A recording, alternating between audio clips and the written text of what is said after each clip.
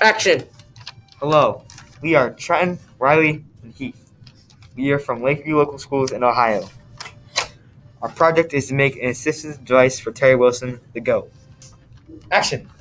Our original idea was to make a prosthetic, but then our group met Terry and we learned how rough her life is without half her body. Action!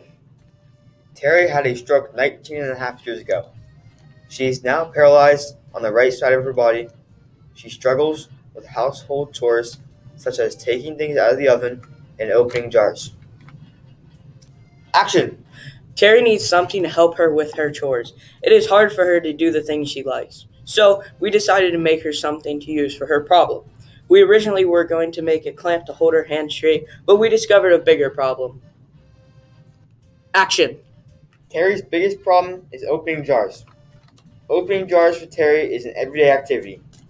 Terry struggles with gripping the lid of the jar due to her arthritis. She also can't straighten her hand to grip the lid.